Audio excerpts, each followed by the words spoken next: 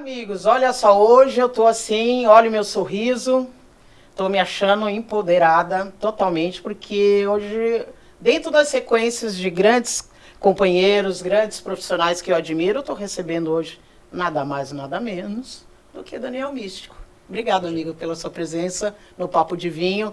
Você cumpriu, hein, a promessa, hein? Você veio aqui no programa. Eu que agradeço, obrigado pelo convite. Foi só uma questão de agenda mesmo para acertar, né? Cumpro as minhas promessas, mas estava tão distante, né? Deu tudo certo, obrigado pelo convite, desci, vim conversar sim, aproveitar. Adoro isso, saber. Mas eu sei o quanto a sua agenda é tumultuada, né? Solicitada, né? Você é muito solicitado.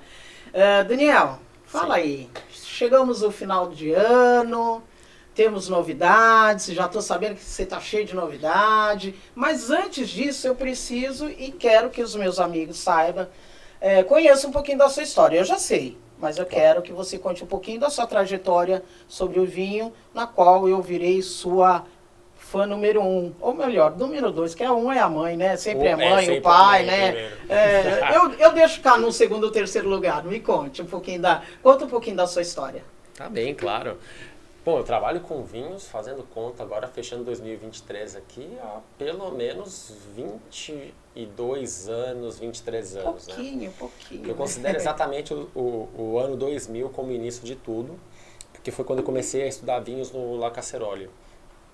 Então era um garoto como qualquer outro, ali um pouco perdido profissionalmente, sem saber o que queria ser, né? Eu até acho que o meu norte era ser advogado no começo de tudo, assim, era... É a primeira profissão que eu fui, né? Se me perguntam o que eu seria, na minha cabeça era isso, era a minha vontade. Mas não foi esse o caminho que eu acabei seguindo, né? Primeiro eu fui para restaurantes, né? E aí trabalhando no restaurante La Caserolle foi o que mudou tudo, na verdade. Por quê? Você foi para restaurante em parte administrativa? Não, eu comecei como cumim. Ah, como cumim? O meu primeiro trabalho em restaurante foi como cumim. Eu fui cumim do restaurante Máximo. E aquilo mudou tudo pra mim, né? Porque eu vinha de um lugar... Grandes restaurantes, hein, Daniel? Sim, eu vim de um lugar simples na Zona Leste. E aí tava trabalhando no restaurante Máximo. Vislumbrava aquilo, né? Era um outro mundo. Sim. Era uma identidade muito interessante, né? E aí foi o Máximo que me colocou no salão. Eu fui contratado para o salão do Máximo como cumim. Fui garçom, era um restaurante bem especial. E depois fui trabalhar no La Caserolle. La Caserolle ainda é, para mim, hoje o melhor restaurante do país, né? Trabalhei 3 anos para o La Caserolle, mas detalhe, eu era bem jovem, né? E o La Caserolle tem um salão... apaixonante. E tem muito mais qualidade do que um jovem pode oferecer. Eu era muito jovem para estar no salão de La Caserolle. É um restaurante francês muito sofisticado, né? É apaixonante, né? Sim, imagina, os garçons servem cordeiro ainda hoje e servem na mão, assim, eles retiram todo um detalhe da carne do cordeiro, fazem à mão, né? Um restaurante de outro patamar. E aí foi no La Caserolle a exigência de que a Marie tinha de que eu estudasse vinhos. Né? A Marie é proprietária do restaurante, mas muito ligada à educação. Então ela sempre pegou no pé para que todos estudassem. Nossa, maravilha isso. Na ocasião eu estudava francês e passei a estudar vinhos também, o que me ajudou. Sim, uma coisa ajudou outro. Um tema bem ligado, né? Bem ligado. E aí um tema me ajudou com o outro, né? Então entrei na ABS por conta de influência da própria Marie, que me indicou que era a ABS, era um curso que estava começando no Brasil ainda, de sommeliers, eram as primeiras turmas. Eu entrei na turma de 2002 e na época eram 2 anos de fazer o básico, avançado e de se classificar para o curso de profissionais, que foi o ano de 2003. 2003, isso mesmo. Então foi em 2003 que de fato eu coloquei as 2 mãos, né, no mundo do vinho. Comecei nos restaurantes e aí tive 2 anos de ABS. Esse período em que você trabalhou no restaurante francês, você já tinha um olhar para os vinhos ou foi mediante essa imposição? Vai estudar para poder ter continuidade na empresa. Você já tinha um olhar especial para o vinho ou foi... Puxa, é uma boa questão, mas eu acho que nasceu ali mesmo.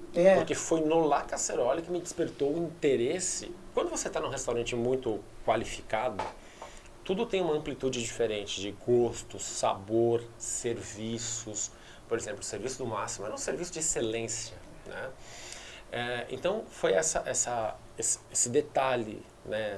Para quem, eu te cortando, para quem teve a oportunidade de trabalhar, conhecer esses dois restaurantes, é uma escola, né? São duas escolas maravilhosas, né? Não tem o que se discutir, duvidar, porque o francês rege, né? O serviço e o Máximo também era o restaurante italiano mais qualificado do Brasil na ocasião, né? Hoje é um restaurante que não existe mais, pertencia à família Ferrari.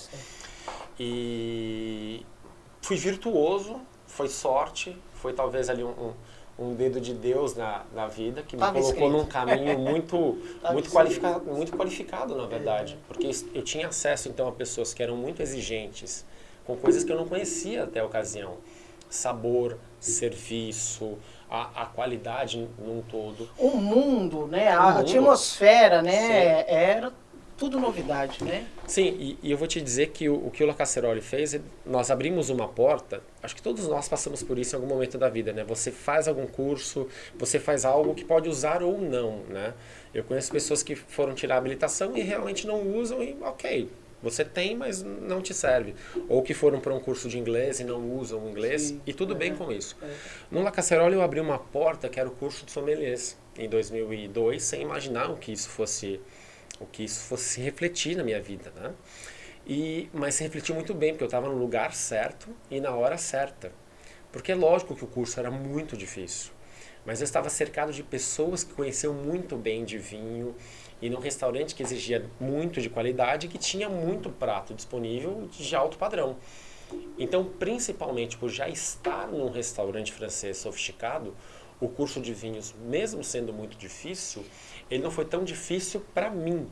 Correu de uma certa tranquilidade, porque você tinha o respaldo do dia a dia ali, das pessoas poderem te orientar, os profissionais que já estão no restaurante, estavam no restaurante, né? Exato, por exemplo, eu me lembro de uma das coisas que me marcou muito, até hoje, eu não conhecia vinho do Porto até então, né? E aí eu tinha uma prova de vinho do Porto, nós líamos a cartilha do vinho do Porto, mas efetivamente eu não conhecia. E o maître hotel na ocasião me disse, como você não conhece? O que está acontecendo? Senta aqui. Aí me colocou no tradicional balcão ali do bar e disse, olha, esse aqui é um Porto Tawny, esse aqui é um Porto Ruby. Serve uma taça de cada para ele, traz uma sobremesa. Eu disse, olha, come a sobremesa com esse e com esse. Tá vendo que o Ruby é um pouco mais versátil, o Tawny é um pouco mais intenso. Eles têm envelhecimentos diferentes.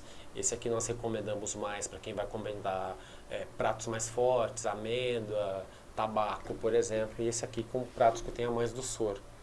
Qual foi minha nota na prova? 10.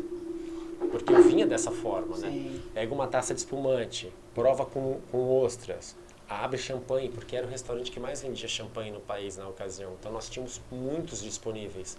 E aí eu ia para uma prova de champanhe, conhecendo champanhe. E isso mudou tudo.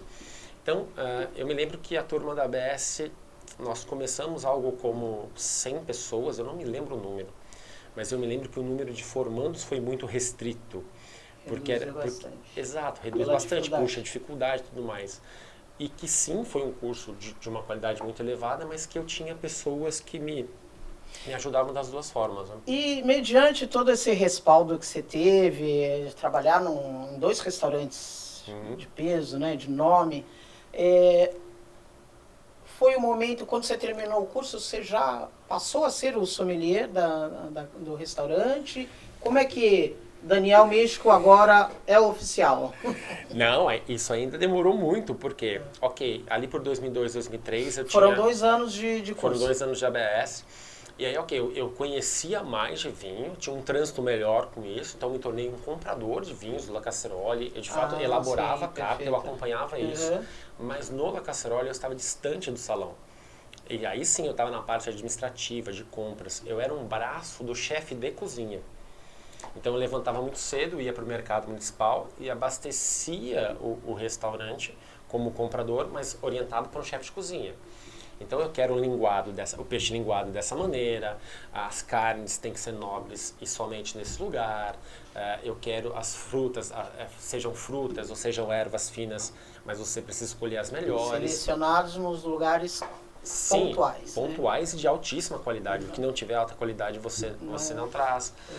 E foi muito bom esse Uma período. responsabilidade enorme, hein, Daniel? Enorme, porque aí eu preparava, na verdade, essas compras de cozinha para o chefe. Quando o chefe chegava, eu acompanhava principalmente a primeira parte, né, do almoço, estava sempre muito próximo ali, abastecendo de suplementos no restaurante. Então, se o Daniel abrir um restaurante, um pouco. O conhecimento vai do administrativo até o cliente final de agradecer ele ali na porta. Não passa nada de errado, né, Daniel? Sabe que como A e B eu tive um trânsito bom, né, entre alimentos e bebidas, né? Tive um trânsito muito bom, principalmente pelos restaurantes. Eu vou te dizer o que eu penso. Para mim, o restaurante é como se fosse o kart da vida de um piloto. É onde você aprende muito. Aprende a chuva, aprende a velocidade, as curvas. Os pilotos de Fórmula 1 sempre narram que o kart foi a escola. Para mim, como sommelier, o restaurante foi a escola. E eu digo que ter vindo de grandes salões, né, de bons restaurantes, me qualificaram de uma forma diferente. Porque é claro que eu vejo sommeliers que vêm de loja e eu os respeito, que vêm de importador e eu os respeito, mas sempre tem um traço de gastronomia em quem atuou em alimentos e bebida. Isso é muito importante, né? A gastronomia, ela tá grudada, né? Tá grudada ao vinho. Se não souber, não tiver um pouquinho do... Exato. E aí, eu sempre tive essa marca, assim, dos restaurantes no início, né? Foram fundamentais para mim.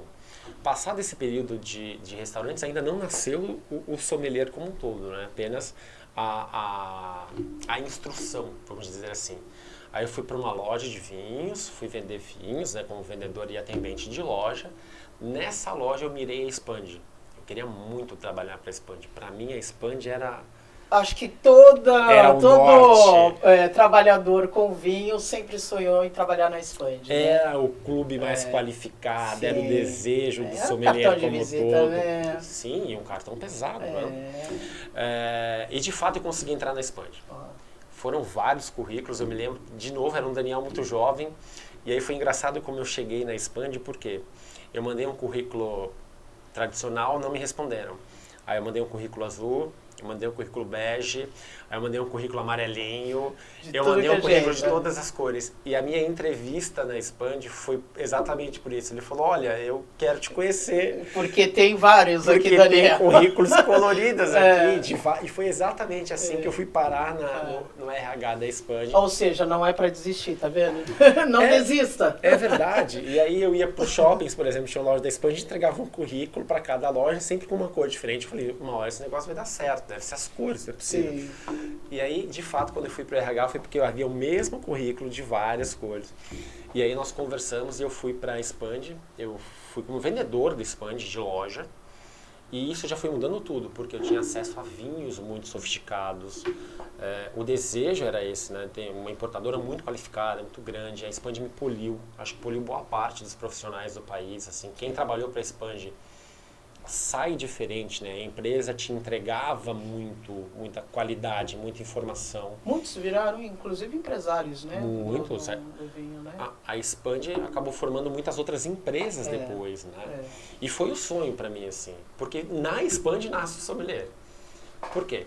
Eu queria fazer mais vendas, mais negócios, e ainda muito jovem, eu não tinha habilidade de palestrar, nada disso, mas eu pegava ali aqueles 2, 3 vinhos chilenos que eu gostaria de vender, e somava, juntava os clientes na nossa sala de degustação e eu mesmo falava daqueles vinhos. Fazia apresentação. Porque alguns vinhos eram muito valiosos, né? Pensa num vinho valioso, mas se ele está dividido para 10 pessoas, cada um paga a sua taça, por exemplo, e tem ali um vendedor explicando o produto. E aí eu fui somando mais clientes e fazendo mais negócios, né? A Expand, de fato, foi uma escola, mudou tudo, né? Como profissional mesmo. Eu saí da Expand para fazer apresentações para algumas empresas e aí fiquei mais conhecido como sommelier. Isso me trouxe um trânsito profissional melhor, né? Isso foi esse caminho. Foi gostoso conversar do começo. Acho que nem eu me lembrava direito, assim, né? Eu não falo tanto e não falo há tanto tempo sobre o início. Né? Mas isso é importante porque estão surgindo várias escolas, alguns cursos, e as pessoas precisam entender que o trabalho de sommelier não é hobby. Não, imagina. Não é hobby. Né? Pelo contrário, a gente trabalha muito, né? Trabalha e estuda muito, né? Muito. Ainda hoje eu estudo muito, leio, muda a legislação, vem informação nova, vinhos de países diferentes. Né? Países que a gente não imaginava que um dia produziria algum vinho. Justo. Algum vinho, hoje tem centenas, né? Mas assim, o que eu acho legal, Daniel, você contar um pouco da sua história, porque você fez 2 comentários que eu acho que são muito pertinentes. A importância do curso. Sim. E entender que um curso de sommelier não é o de um final de semana nem de um mês. Um curso para sua formação, você levou 2 anos estudando na escola, que foi a ABS. A ABS né? num patamar de exigência Altíssimo. que sempre foi alto. Né? Excelência, né? E isso é muito importante porque, veja, não estou criticando quem faz um curso de um mês, que isso na verdade, é apenas uma introdução, um conhecimento básico do que é o vinho. Né? Não é um curso de sommelier, não é de formação. Um curso de formação, no mínimo hoje, eu acredito que o Senac esteja fazendo de 6 meses, 8 meses, alguma coisa, mas a partir daí, menos que isso não é curso de sommelier. E te deu essa base, essa segurança para você poder buscar novos horizontes, né? E trazer essa segurança. Esse período de transição da saída do restaurante, dentro do restaurante, você fez o curso, durante o curso, o que é que você sentiu sobre a profissão? Foi aquele momento que a maioria acha que é um deslumbramento, porque você vem de 2 restaurantes tops. Justo. Né? Ou o curso te colocou na realidade e falou, peraí, Daniel, olha, você vai fazer o curso, você vai ter que estudar muito, né? Tem que gostar de história, geografia, toda o que envolve a fruta, mas entenda que o trabalho não é só glamour. Claro. Né? O sommelier, ele trabalha muito tempo em pé, né? Carrega apresentando muita caixa. Durante o curso, Sim. E quando você foi, foi trabalhar numa empresa e como sommelier, você foi preparado para essa mudança radical? Ou ainda durante o curso você achou que ainda ia ser aquela imagem bonita? Não que o nosso trabalho é feio, pelo contrário, ele é lindo. Mas que só uma coisa assim bem televisível, só... Que muita gente acha que nós vivemos em festa, né? Sim, exato. E nós não é isso, não é bem isso. Você trabalha ou só faz evento? Né? Exatamente. Eu tenho várias dessa pela trajetória. Na verdade, André, eu não me lembro. As coisas foram acontecendo, eu era muito jovem. Eu fiz o curso, me atraí. Mas você não teve nenhum momento, aquele momento de deslumbramento? Não, você, de deslumbramento. O glamour apareceu, obviamente. O glamour foi consequência, na verdade. Ok, tá. Veja, quando eu entrei no restaurante, o restaurante foi meu primeiro trabalho limpo. Né? A primeira vez que eu, de fato, colocava uma roupa limpa e ia trabalhar. Por quê? Porque a asepsia do restaurante ela é muito elevada. No salão, na cozinha, não importa, é um ambiente muito limpo. Né? A consequência do estudo me qualificou para trabalhar com vinho. Né? Então a gente passou a ser exigente e conhecia o produto para gerar negócios para os restaurantes, depois por consequência para as lojas, como vendedor, etc. Essas coisas foram acontecendo, eu fui trabalhando. E é claro que fisgou. O vinho me fisgou por cultura, porque eu gosto de ler. O vinho me fisgou por história, né? O vinho também me fisgou pelo sabor. Quem é que não quer fazer um jantar harmonizado, mas atento a detalhes de aroma, de sabor, de textura, né? Essa oportunidade que a profissão nos dá de conhecer, né? De envolver, né? A comida com a bebida, a descoberta de sabores, aromas, é sensacional. Né? E ser exigente com isso. Sim. Vou dizer para quem está assistindo a gente que faça uma refeição com paciência. Seja exigente com sabor, com textura, com gosto, como um todo. Você vai perceber que boa parte dos restaurantes podem te oferecer coisas boas, você não está percebendo. Ou que você está comendo algo viciado, algum lanche que nem é tão saboroso assim, você está comendo para matar a fome somente. Mas seja exigente. Comece a ser exigente. Com vinho, com tudo, com café. Comece com café. Gosta do seu café expresso? Ótimo. Comece a ser exigente com a temperatura, com o copo, com o serviço. Vai perceber que são detalhes, né? E esses detalhes foram levando o profissional para um campo melhor, né? E o restante foi consequência, na verdade, consequência do trabalho, porque o trabalho vai te ensinando. Primeiro eu tinha o conhecimento, depois o trabalho foi ensinando, o próprio trabalho foi exigindo mais, e isso foi me distanciando talvez dos profissionais que não tiveram a mesma performance como sommelier. Bons também, excelentes, mas eu tive uma performance maior por outras ferramentas. Comunicação, disponibilidade de viagem, aprender a fazer bons eventos, que foi o que me qualificou bem. Porque veja só, eu tinha a base de gastronomia e eu tinha a base de serviço. Então eu consegui elaborar bons eventos com começo, meio e fim. Com uma segurança. Com segurança, né? E qualidade. E acabei me destacando de uma outra forma dentro da profissão. Sensacional. Daniel sommelier passa a fazer esses eventos, as grandes feiras, né, os grandes jantares harmonizados. E aí agora o Daniel resolveu traçar outros horizontes. Outros horizontes. Uma visão mais ampla para negócios. Estou, assim, muito feliz em saber. Assim, obrigada, bem-vindo ao mundo. Bem-vindo ao mundo comercial. Obrigado. Conte da nova casa, de tudo que você tem angariando aí esse ano. O que você angariou aí? Já era algo que eu tinha vontade, né? De voltar a atuar na área comercial, não na loja, mas como sommelier eu observava a representação comercial e sempre pensei que um representante comercial com essa identidade sommelier pode ser virtuoso. Né? Sensacional. Porque, eu tive um bom trânsito em restaurante, um bom trânsito em loja, eu fiz eventos e acabei ficando a visão fica mais tranquila para poder oferecer, né? Ou apresentar, seja a parte comercial ou até mesmo que com certeza você vai continuar fazendo os eventos, que, sim, né, a gente não consegue desligar. Quem sou eu para comparar com o Daniel? Mas assim, tá muito ligado, né, Daniel? Sim. A gente não consegue desligar. Por mais que você esteja trabalhando com a parte burocrática, a parte comercial, sempre tem essa preocupação, né, da apresentação boa, de bons produtos, e sempre visando que o bom negócio começa na sua apresentação com o seu futuro, o seu cliente, né? Claro. Que precisa ter excelência ali para o cliente final, né? Com certeza. Eu acho que é uma engrenagem, né? A forma como a engrenagem funciona, o sommelier tem uma outra leitura. Porque é claro que o comércio funciona de uma maneira natural. Comprar, vender, ficar com lucro, enfim, as coisas são assim. Mas se eu tenho uma outra engrenagem, uma outra visão sobre essa engrenagem, eu posso fazer ela funcionar de uma forma mais qualitativa, né? Então o que eu pensei, como sommelier eu pudesse ser virtuoso como representante, né? Porque conheço muitas pessoas, sim, porque tive a credibilidade com os eventos, que eu posso sugerir melhor os produtos, principalmente para quem eu já conheço, o que seria virtuoso, né? 2023 foi mudança, talvez um dos maiores anos da minha vida, né? Foi histórico, assim, né? Eu não imaginava terminar um ano tal como o que eu sonhei no começo do ano mudou tudo e passou a ser mais virtuoso. Eu consegui sim alcançar o objetivo da representação comercial com algum desconforto ao longo do caminho, né?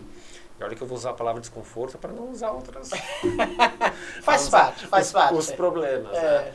E aí tentei algumas empresas e acabei algumas com mais virtudes, outras com uma menor virtude. Acabei escolhendo alguns pontos de trabalho bem interessantes.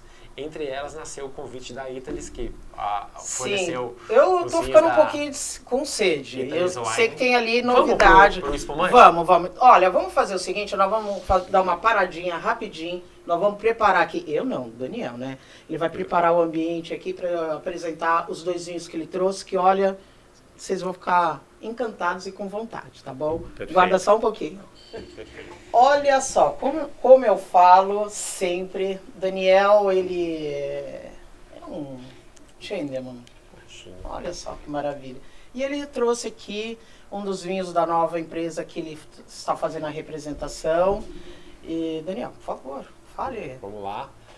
Bem-vindos, então, a um Condessa Carola.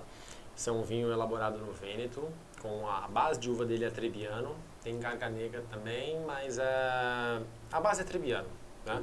É para ser um vinho leve, um espumante leve, fresco. Deixa eu aproveitar então as comemorações de final de ano e celebrar com espumante. Eu entrar já literalmente no clima, né? Sim. Um espumante maravilhoso, né? Sempre é maravilhoso. Com alegria ou sem alegria? De fazer com elegância, talvez. Com elegância. Tentar, né? Eu falo para as pessoas que, quando às vezes eu tenho assim, espumante, eles falam, André, você não vai fazer? Eu falei, não, primeiro não, olha só. Primeiro que eu operei o turno de carpo, então eu tenho pouca firmeza na mão, então eu não consigo por conta da pressão, né? Me recordo dessa. Vamos lá. Que maravilha, que elegância, hein? Que brilho, hein? Pronto. Vou servir também. E brindamos. Sabe que o espumante é o meu vinho favorito. É. Eu gosto mais de espumante do que gosto de vinho tinto, eu gosto mais de espumante do que gosto de vinho branco, rosé, principalmente pelo restaurante. Sim. E aquela base lá, o começo, né? Sabe o que eu mais me lembro? Ninguém prova vinhos num restaurante espumante se tá triste. Então, por exemplo, eu estou atendendo a mesa número 2, tem a mesa número 8 lá no canto. Se tem um espumante lá no canto, é porque tem alguma coisa boa. Pode ser um casal, pode ser um grupo de amigos, pode ser uma família. Se tem espumante na mesa, tem alguma comemoração. A literatura ensina que é na alegria e na tristeza. Eu vou dizer que no restaurante eu só vejo... Na alegria. Na alegria, na descontração. Então ele faz parte sempre de uma celebração muito importante, que eu gosto. Eu gosto desse traço alegre, feliz, de bem-estar, do bem viver, de comemoração. Mas vamos dizer que não tenha um motivo. O espumante continua fazendo parte do seu final de semana, da sua refeição, mesmo não tendo um motivo para comemorar? Continua, seja para ler um livro, assistir um vídeo, uma pausa. Que interessante, olha, é o primeiro colega que eu escuto falar que o espumante está sempre ali, mais do que o vinho tranquilo. Sempre, é verdade. Uma curiosidade, se não tiver espumante na minha casa, não tem vinho, tem alguma coisa errada, né? Olha só, para mim, se não tiver um tinto leve, não tem vinho. Um tinto leve. Tá vendo? Cada um tem uma característica e tudo bem, né? Não que eu não gosto de vinho encorpado, eu gosto de vinho encorpado, mas assim, pro meu dia a dia, eu gosto de um vinho leve. E eu ando muito apaixonada, muito mesmo, já há algum tempo, desde um bar que você conheceu, a Petit Verdot. Sim, uau. A Uva País. Tinta País no Chile, fantástico. Eu tô muito apaixonado, eu tenho repetido muito. Mas vamos lá, fale Vamos a ele. Primeiro um brinde para a celebração, saúde. Né? Obrigada Obrigado pela sua presença, muita sorte nesse novo... nessa nova história que você está colocando na sua vida, e eu tenho certeza que você vai brilhar como sempre brilhou como sommelier, e bem-vindo ao mundo comercial. Obrigado. É uma loucura, amigo, é uma loucura, mas vale a pena. É um outro campeonato, né? O bom é que o sommelier não faleceu, calma, né? Ele só é uma virtude do representante. Jamais, exato. Nem pode, né? Nem pode, que maravilha, que leveza, que elegância. O que eu mais gosto do vinho espumante é quando ele Trebbiano? vem pra boca, Trebbiano e Garganega. O que eu mais gosto é quando ele vem pra boca e cria um mousse. E quando ele passa da boca, ele tem que se manter saboroso. Sim. Né? Embora o vinho espumante tenha essa celebração, né, esse radical de celebração, de descontração, ele é um vinho e você tem que ser exigente com ele, como seria exigente com qualquer outro. Então, sim, prestem atenção no aroma, não pulem esse ponto, sabor, o quanto permanência tem esse sabor. Que elegância. Eu gosto. Que elegância, meu Deus, parabéns. Esse é um dos vinhos, esse vinho é elaborado no Vêneto, e o Vêneto é um celeiro de vinhos, de vinhos versáteis, fáceis, agradáveis. O espumante muito, né? Muito dos vinhos brancos que eu vi na Itália, com preço mais atraente, vem dessa região. E aí na Itália eu aprendi um termo que era o vinho do verão italiano. Que é literalmente quando você está com o verão muito elevado, precisa de vinhos mais leves, e aí tem vinhos um pouco mais frescos como esse, que é possível provar numa temperatura menor, como o espumante, o branco, para se deliciar, literalmente, né? E esse espumante já está aqui no Brasil. Quem quiser, é só ligar para o celular do Daniel. É isso mesmo. É isso mesmo. A Itália, ela é o país que mais vende vinho, né? É o país que mais comercializa vinhos no mundo. Então, o vinho italiano tem uma credibilidade muito elevada. E o nosso estado, o estado de São Paulo, tem muito italiano. Muito. Então, de fato, o restaurante italiano é tradicional em várias cidades.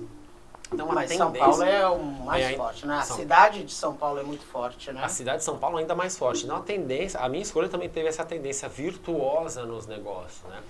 A Italy tem vinhos muito bem escolhidos e, por curiosidade, a Italy possui vinhos de todas as regiões da Itália.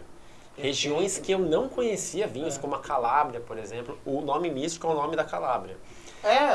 Quem é que não quer provar um vinho? Esse período que você ficou na Europa, mas na Itália, foi para descobrir as suas origens, redescobrir, encontrar. Como é que foi essa experiência junto com o vinho? Também, né? Sabe que eu gosto de desafios, assim, e a minha cidadania foi um desafio. Eu disse, eu vou até me barrarem, né? Até me falarem não. E na verdade não é difícil, é traduzir os documentos, né? Ter o assentamento correto na Itália e solicitar. Você começou por aqui ou fez tudo por lá? Eu comecei aqui a documentação, depois de pronta, com a apostila de AIA em mãos, aí eu fui na Itália e entreguei no Comune, né? E aí, claro, fiquei aguardando todo o julgamento processual, que é um pequeno processo que existe ali, mas foi tudo perfeito. E por isso também eu fiquei um tempo largo na Itália, né? Não foram férias, né? Foi quase uma moradia, né? Foi muito difícil ficar, né? Foi, nossa, 4 meses na Europa, na Itália. Eu imagino o seu sofrimento. Eu vi algumas fotos do seu sofrimento. Aquela tristeza de Milão, eu vi. Vai se aborrecer em Monza. Eu ficava sem nem dormir, eu falava, será que meu amigo Daniel tá bem? Tá com algum problema? Com saudade do Brasil? A verdade é que a Itália é um país incrível em vários aspectos, assim. Eu estou me programando talvez o ano que vem. O meu dia mais difícil na Itália foi fazer as malas para voltar, assim, porque você... mesmo? Você acostuma com coisas boas. Não, óbvio, né? E é um outro padrão mesmo. É como letras e números, não dá para comparar, sabe? São muito diferentes, né? A América como um todo e a Itália, né? Ali no meio da Europa. E nessa descoberta, a sua família, os seus ancestrais estão da onde? Você acaba tendo que saber tudo, né? Porque quando eu fiz o processo de cidadania, tive que apresentar as documentações e traduzir, etc. A família mística ela é de Cardinale. É uma cidade na Calábria. E aí eu falei, puxa, então, né, descendente de calabrês. Sim, pois é, o nome místico é calabrês. Isso acabou causando uma grande... Eles brincavam muito com a história de um místico ter voltado. Né? Por quê? Porque na Itália é com N de navio. E no Brasil é com M de Maria, místico, como se lê. E aí eles riam um pouco, o significado é o mesmo, tanto em português quanto em italiano. Mas isso acabou me ajudando no processo como um todo. Olha o que eles fizeram no Brasil com o sobrenome e tudo mais. E de fato acabou virando um nome... que eu uso para o meu trabalho, né? Um nome que acabou sendo marcante. Eu não tenho nada de místico, eu não sei nada do futuro, eu não sei nada de horóscopo, nada disso. E que um sobrenome que ajudou muito, né? Ajudou bastante. Toda vez que todas as empresas que eu passei e trabalhei, eu sempre procurei deixar o meu nome muito forte, insistentemente. Porque eu acredito que o profissional que se dedica, que gosta de trabalhar, ele tem que ser lembrado. E a minha forma de ser lembrado era o meu nome. Podem me tirar tudo. Mas e o profissional? O profissional não pode tirar, né? Então essa marca acabou virando uma marca do meu sobrenome me ajudando, na verdade. Acabou virando uma grife ali. Sim, né? As pessoas podem não gostar de mim, mas conhecem o sobrenome. Que eu acho difícil, né? Não tem porquê. Acontece. Não sei. Ó, se tiver alguém, ó... Vai ter uns likes. Vai para outro mundo. Vai ter um like para baixo. Normalmente é um descurtir. Não, vai para outro mundo porque não tem o porquê. Você é muito generoso, sempre muito atencioso com todo mundo, não tem porquê. Obrigado. Mas conte mais sobre a importadora. A Italis. A Italis é uma empresa que eu acabei conhecendo por um grupo de amigos, na verdade. Foi um amigo visitando clientes, me disse, Daniel, me diz os seus projetos, o que você está fazendo, quais são as suas mudanças. Eu disse, quero ir para a área comercial, tenho esse interesse. Falou, é para já. Deu tudo certo na Itália, tá tudo bem, tá solto no Brasil, posso trabalhar. E aí veio esse convite da Italis, o Italis Wine. É uma empresa pequena, ela vende vinhos de consórcio, né? Ela importa vinhos de consórcio. O consórcio na Itália é como uma cooperativa no Brasil. Então os vinhos chegam com um preço muito interessante no Brasil. E também pelo fato de ser uma empresa que tem uma administração um pouco menor no Brasil, a sede da empresa é Verona, na Itália. Então nós nos reportamos um pouco internamente, um pouco para a Itália, né? Isso faz com que toda a administração seja uma administração mais atenta, né? Essa administração precisa ser uma empresa um pouco menor em relação às outras. Por outro lado, o vinho chega com um custo muito atraente. Então o consumidor tem acesso a grandes vinhos como Barolo, Brunello, Barbaresco, Chianti, a preços muito atraentes, né? Além do que, de fato, uma das virtudes, talvez o ponto alto da Italy, é ter vinhos de toda a região da Itália. Então, queira você, o seu negócio, quer o seu sobrenome, conhecer, ter na carta vinhos de... Até regiões difíceis, como Basilicata, por exemplo, que é incomum que tenha vinho, Campanha. As regiões tradicionais, Piemonte, Toscana, Puglia, são mais disponíveis, né?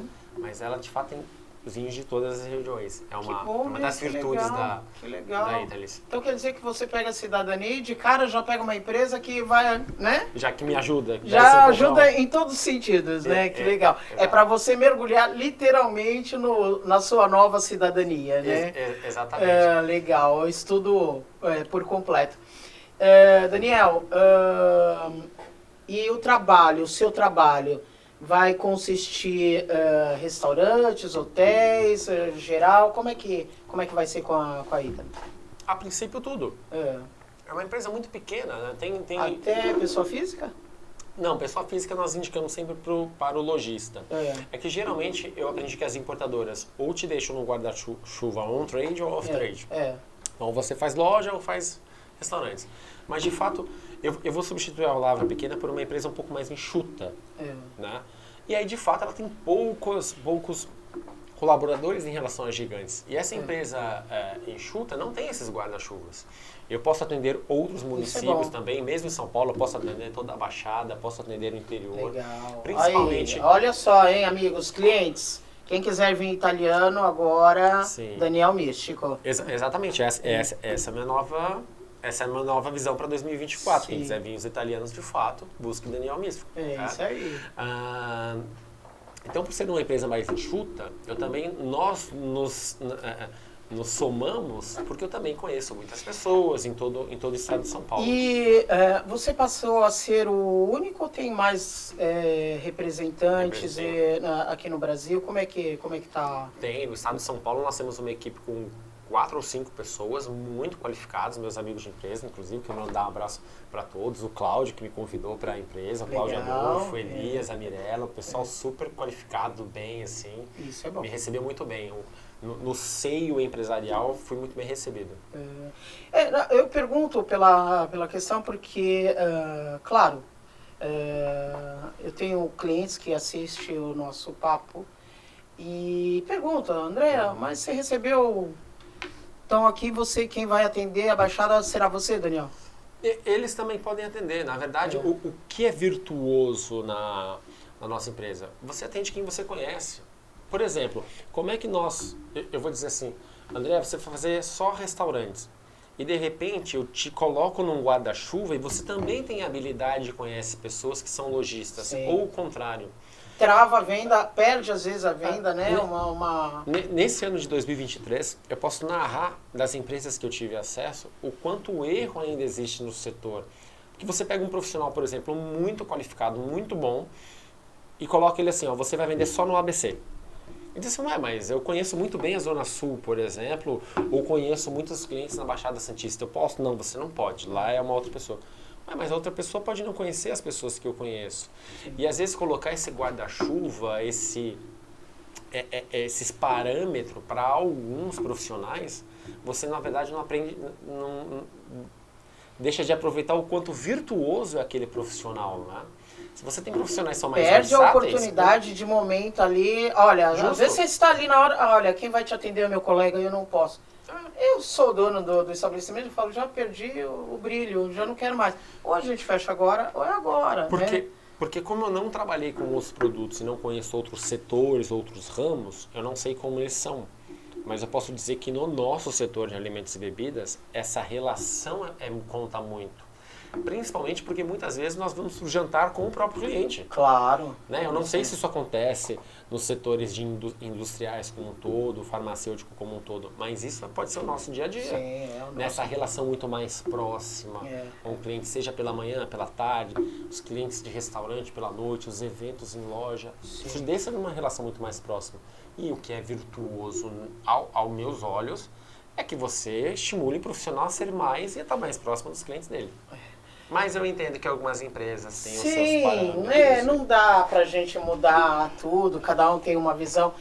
Com certeza daqui a mais uns meses você vai vir com outras histórias, porque claro, você vai vir aqui, você vai vir sempre aqui. Sim. Eu quero abusar de você, das suas informações, dos seus conhecimentos, que isso é muito interessante. Olha só, você tá gostando? Você viu a elegância dele servir?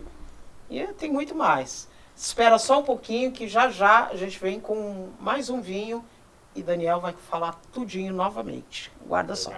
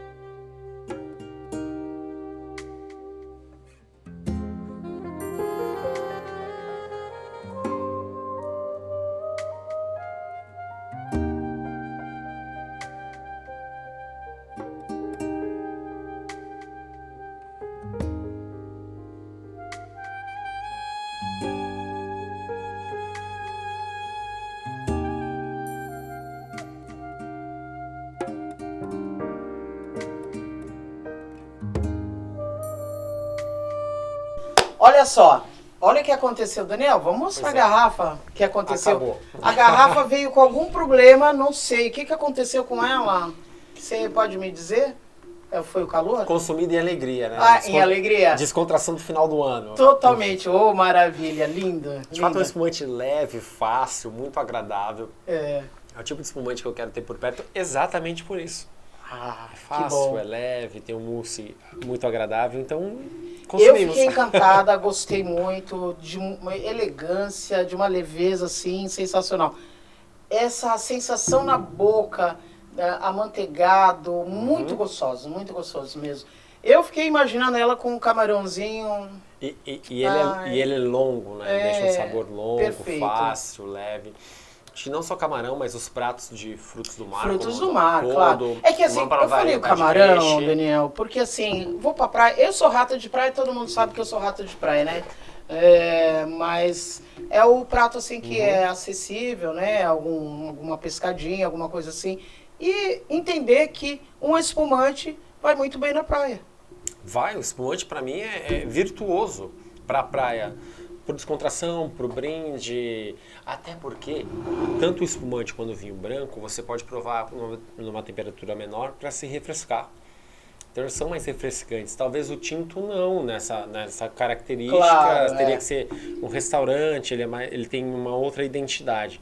Mas brancos, espumantes, os rosés, com certeza, bebida para os quiosques de praia, para os restaurantes próximos à orla como um todo. Né?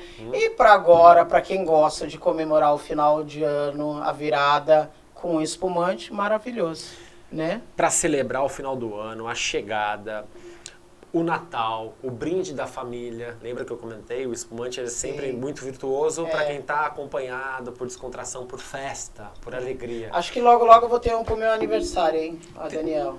Vai, com certeza. Tem que comemorar. Né? Sim. Poxa, comemorar a vida, né? Estamos vivos. Terminou. Olha, eu vou dizer mais. Terminou a partida de tênis, toma um espumante, né? Sim. Terminou o seu esporte, voltou da academia preferida, não tem problema, toma um espumante. Não vai entrar no assunto que eu fico nervosa, hein? Por mim, tem que comemorar o tempo todo. Sempre comemorar é importante. Mas olha... Pro aniversário, então. Opa, logo, fevereiro, 1º de fevereiro, vamos comemorar. Mas assim, Daniel, lindo, maravilhoso, elegantésimo esse espumante. Mas, um Pinot Grigio, você que não assistiu a primeira parte, olha só, Daniel, ele traz uma Pinot Grigio sensacional, me parece. A cor está maravilhosa, está nas características de uma Pinot Grigio. Sim, sabe que, bom, é um Pinot Grigio da Veneza, um lugar apaixonante na Itália. A Italis é de Verona. Então, os principais vinhos da Italis, todos os italianos são muito bem escolhidos. Mas é claro que existe uma virtude em escolher o que é mais próximo. Então, os vinhos da região de Veneza são ainda mais qualificados, são apaixonantes.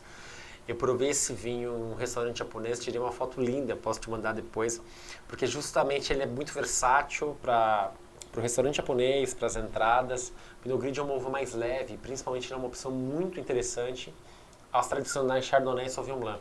Toda vez que eu vou num lojista, toda vez que eu vou num restaurante, sempre tem uma camada muito grande de Chardonnay e Sauvignon Blanc. Sim. E a minha querida Pinot Grigio tá ali. Mas também, não tem Daniel, tanta opção, né? A questão de ter em todas as lojas uma Sauvignon Blanc, uma Chardonnay, talvez seja pelo a forma que o vinho foi apresentado, né? Se perguntar para o brasileiro, na sua maioria, vem mais para cá, amigo. Não, deixa aqui. Falou de tinto, todo mundo vai falar numa Cabernet Sauvignon, numa Merlot, numa Malbec. Justo. Quando fala-se nas uvas brancas, pensa-se na Chardonnay e na Sauvignon Blanc. O domínio das uvas francesas é nítido e é indiscutível. No seu caso, como um profissional hoje, na nova casa, né, trabalhando com vinhos da Itália, talvez é necessário um trabalho mais intenso com as uvas italianas, porque nós temos uma força muito grande, fomos apresentados ao vinho com as uvas francesas, depois um pouco, uma outra parcela, uma porcentagem com as uvas portuguesas, e aí vem a Itália. Justo. Você acha que nós profissionais que trabalhamos com vinhos italianos precisamos intensificar esse trabalho com as uvas italianas, com o vinho italiano no geral? Sabe que alguma coisa aconteceu com o Brasil, com o comércio, com a Itália como um todo, porque a Itália é o país que mais vende vinhos no mundo. A Itália é o país que mais é o vinho mais consumido do planeta. Né? E, por curiosidade, no Brasil, ela não está entre os primeiros. Claro, nós temos vizinhos que têm preços interessantes, Chile e Argentina alcançou o mercado de uma maneira muito especial. Portugal fez um trabalho impressionante no Brasil, que eu respeito muito. Então, os vinhos portugueses têm uma ampla variedade com bom preço. Né? E, de fato, o vinho italiano, nessa escalada, deixou as primeiras posições. Né? Ainda que com uvas muito qualitativas, ainda que com vinhos de muita qualidade, essa Itália que era protagonista passou a ser coadjuvante no nosso país. A Itália sempre será protagonista. Da Itália sempre se pode esperar algo a mais e se exigir a mais. Mas talvez isso tenha sido uma desatenção somente do mercado como um todo, ou mais atenção dos outros mercados, e que talvez a Itália não tenha acompanhado no mesmo fluxo de negócios, né? Mas que isso vai mudar. Então eu trago novidades, por exemplo, aqui já são vinhos que nós estamos consumindo, claro, para um vídeo, não são só um presente da Italis, mas é uma verba da União Europeia que nós estamos consumindo aqui, para que o produto seja mais visto, mais escolhido e para que a Itália volte ao seu cenário de protagonismo. Né? Esse lapso que aconteceu, por favor, esse lapso, você acredita que como recuperar? Em ações de eventos, claro, a venda é óbvia, ela é necessária, mas você acha que os eventos é uma grande sacada para recuperar esse segundo lugar, primeiro lugar? Eu gostaria de ser o primeiro lugar sempre, né? Desistir jamais. Não é? Por que não? Bom, eu gosto muito das ações e eventos. Eu confio muito que abrir a garrafa, se você confia nessa qualidade, abre a garrafa, mostra, faz o evento, faz a apresentação, faz a degustação, é a melhor forma de ser escolhido, né? Se o cliente conhece seu produto e você confia, ele vai buscar mais vezes. Então eu gosto desse caminho. Hoje existem uma ampla variedade de outras portas, das quais eu também estou aprendendo, né? Os influencers são importantes, as mídias digitais são importantes, elas trazem esse consumo. Porque, no fundo, por mais que a nossa conversa seja alimentada por um bom vinho aqui, é a escolha do consumidor final. É ele que vai qualificar esse vinho ou não. Pode ser virtuoso para mim, para ti, para todos, mas é o consumidor final. Você pode levar um lojista a ser um bom negócio e o consumidor final não escolher. Então eu insisto nos eventos. Eu acho que talvez uma das maiores virtudes do vinho seja exatamente abrir a garrafa, essa degustação, na qual eu confio muito. Eu reforço esse seu comentário e eu faço até o papel de chata para algumas importadoras na qual eu represento, que temos que participar dos eventos e abrir garrafa. Sabe que eu vejo que o Brasil é o país mais virtuoso para o vinho de onde eu já estive. Mais virtuoso do que qualquer outro. Se me oferecesse um trabalho novamente no Brasil ou na Europa, eu acho que o Brasil é um país mais qualificado para o trabalho comercial. Sim, porque é o único país no mundo que abre as portas para todos os vinhos, né?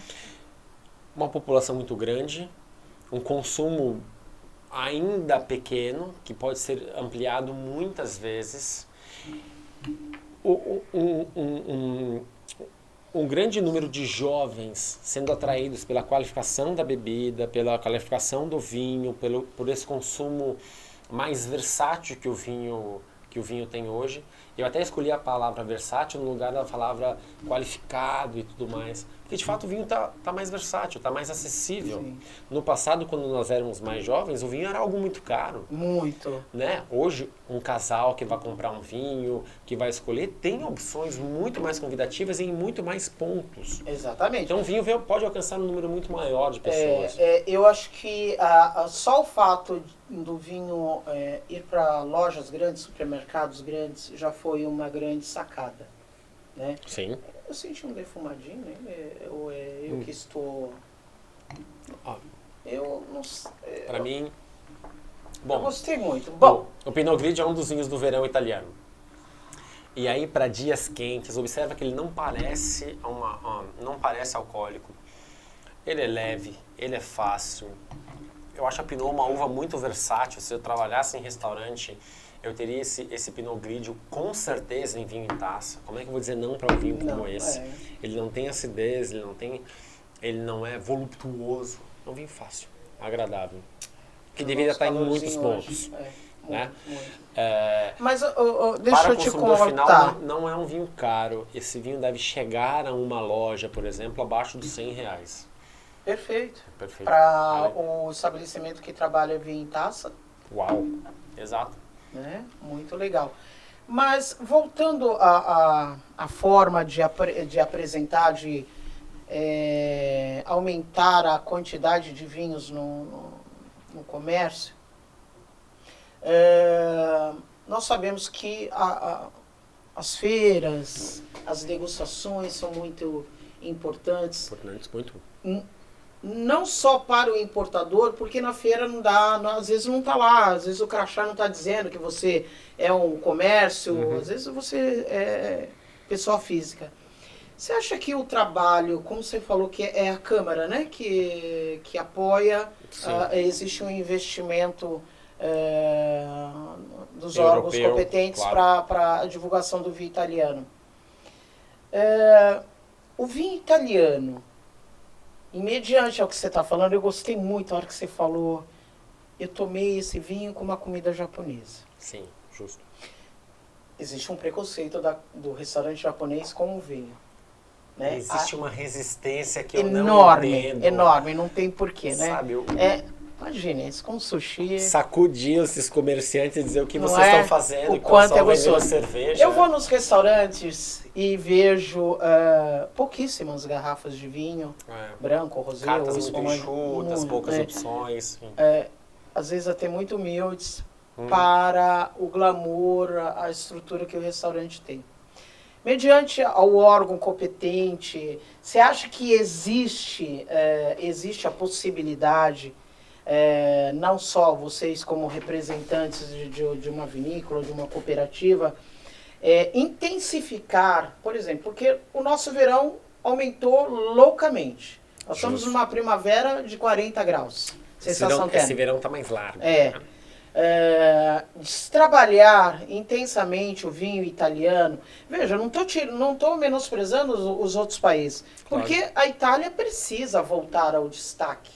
Exato, eu sempre vi a Itália como protagonista, né? E não Pinot Grigio, esse espumante maravilhoso. Existe uma ação, existe algum trabalho, assim, algum esquema para melhorar? Principalmente, eu acho que o momento é agora, do verão, da primavera, verão, que é quente, para um vinho desse muito elegante, né? Veja, nós somos o país do verão onde se pensa na cerveja e no churrasco. Justo. Sabe que é difícil até explicar para o europeu que um país continental como o nosso, tropical como o nosso, consuma principalmente vinhos tintos. Sabe que quando eu dava aulas, eu sempre perguntava isso aos alunos e eu nunca tive uma resposta qualificada sobre isso, porque de fato talvez não exista. Eles me falavam da imigração italiana para o Brasil, que de fato trouxe um consumo de vinhos tintos, ou me falavam de que, ok, nós jantamos à noite, as respostas eram variadas. Mas eu insisto, nós somos um país tropical. Nosso verão hoje é maior, é mais largo, tem mais dias, né? Os dias de calor são mais numerosos durante o ano. E que espumantes de branco deveriam ser mais consumidos. Eu tenho amigo que no verão toma sussumanelo. Uau! E deveria... O ar-condicionado tem que estar lá embaixo, com o cobertor, né? Pois é, e ainda existem clientes, por exemplo, que têm resistência a vinho branco. Quando eu trabalhava com venda para cliente final, alguns clientes... né? É tão bom, tão gostoso. Não é tão fácil compreender, né? Ok, eu gosto de vinho, gosto de todos, mas entendo que alguns clientes possam gostar mais de um ou do outro, mas não gostar de algum vinho, ok. Então é difícil de entender esse consumo como um todo, né? Nós estamos aprendendo. Se você me pede um palpite, eu acredito que o futuro do consumo do vinho no Brasil ele seja mais ligado a vinho branco e a vinho espumante do que a vinho tinto. E eu acredito nesse futuro em 25, 30 anos. As próximas gerações terão um consumo de vinho tinto menor. Nossa, eu ia falar em porcentagem, você já está me falando em anos. E eu vou te dizer por quê. Porque os jovens hoje, nós temos eles têm mais acesso à informação e eles não têm essa resistência mercadológica, né? Então, vinhos modernos, vinhos fáceis. Observa como os países tradicionais têm que melhorar a sua identidade visual no rótulo, essa comunicação para alcançar esse público mais jovem. E o esse Daniel? Público mais jovem no futuro vai consumir vinhos brancos e vinhos espumantes numa maior ordem. E o Daniel toma vinho em lata? Daniel toma vinho em lata, claro. Eu penso na lata como uma embalagem. Os vinhos assim como a bag? Assim como a bag. Eu tenho bag em casa. Eu? Eu tenho bag em casa, com certeza. Porque, imagina, de novo, vai assistir um vídeo, vai ler um livro. Não é o melhor vinho da sua vida, mas é o vinho que vai te acompanhar muitas noites. E imagina abrir uma garrafa para cada livro, uma garrafa para cada vídeo. Não tem como, né? Então, um bag tem, de fato, um preço... que se você equaliza, fica muito mais interessante. E aí é possível ter mais vinho mais vezes. Então eu penso que essa comunicação pode trazer esse ambiente virtuoso. Os países terem essa... A Itália tem vinho em lata? A Itália tem vinho em lata também, né? Vários países têm. Eu penso na lata como uma embalagem. E eu gosto de embalagens.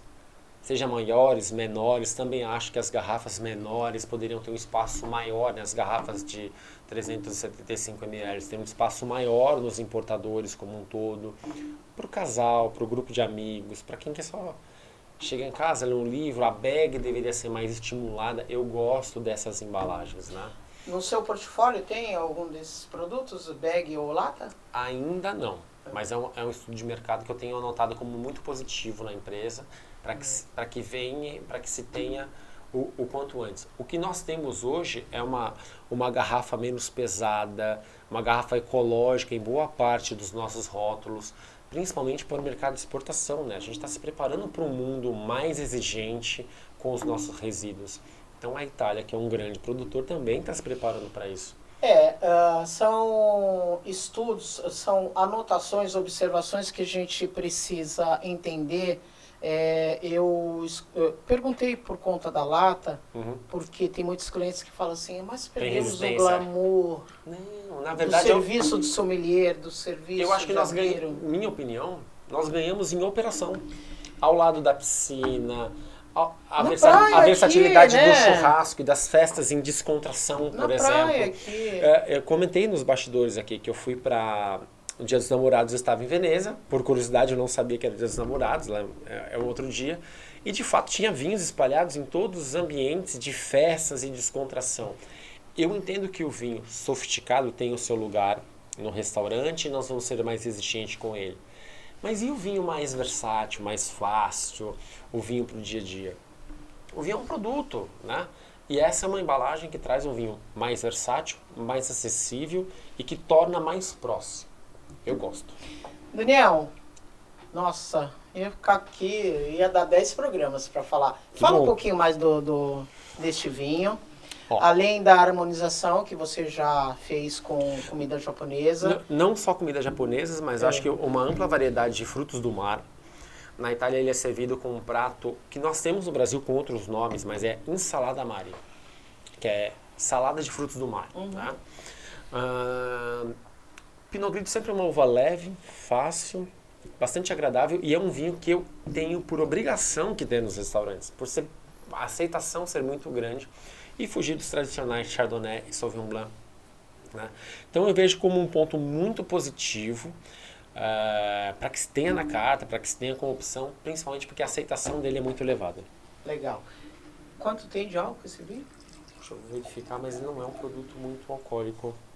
12%. 12%, perfeito. 12%.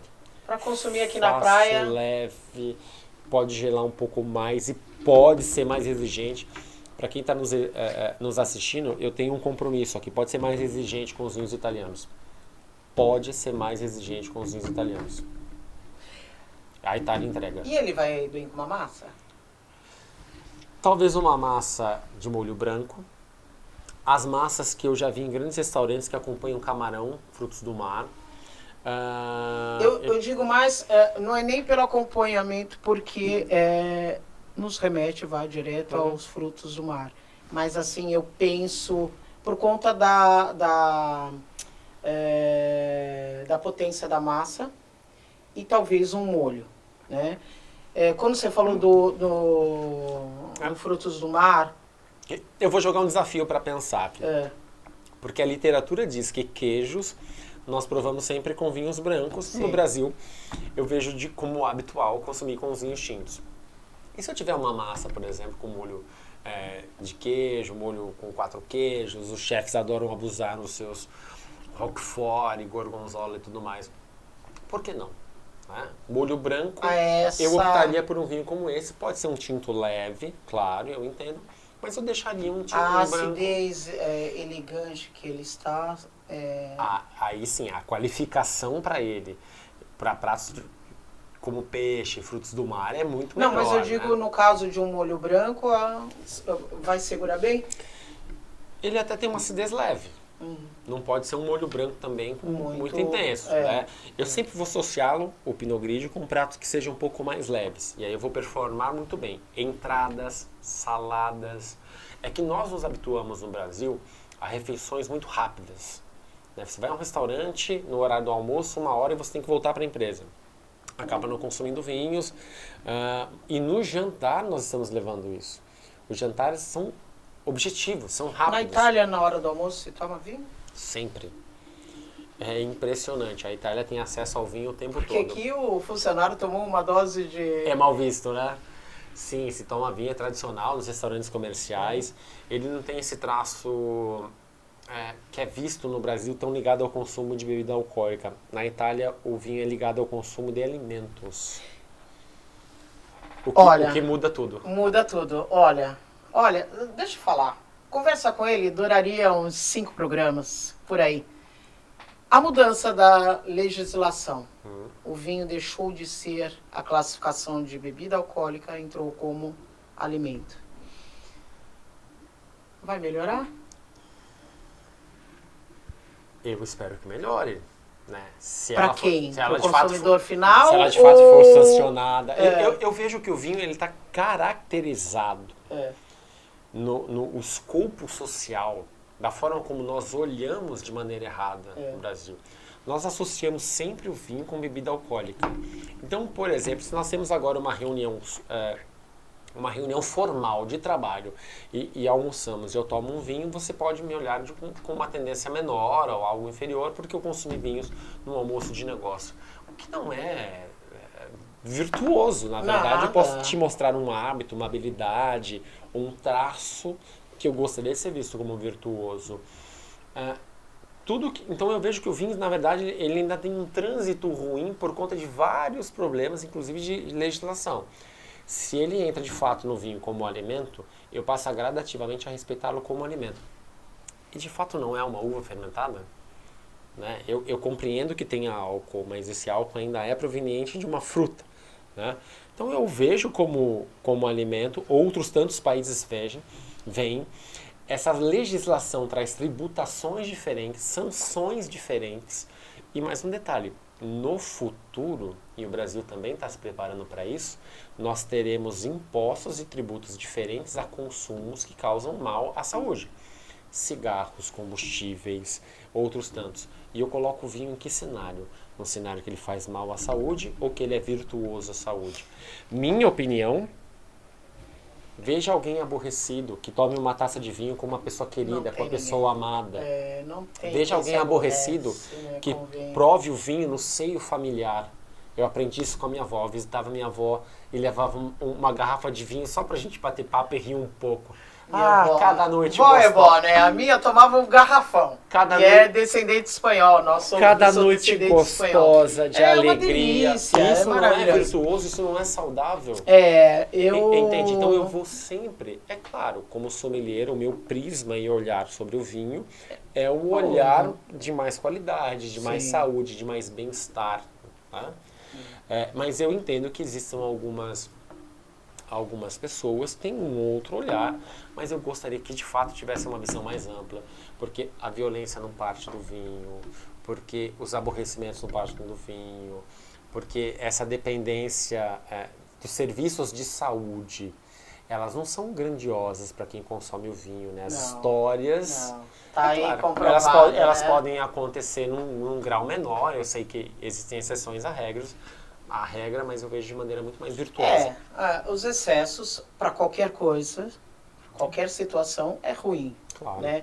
Eu sempre sou questionada quando eu comunico, né, passo informação para algumas pessoas que o vinho deixou de ter a classificação de bebida alcoólica e passou a ser alimento, e sempre é questionado, mas tem o álcool presente. Né? E eu faço comparações com algumas bebidas e eu falo, quando você levou a sua criança no pediatra, o pediatra falou assim, mãe, pai, dê fruta.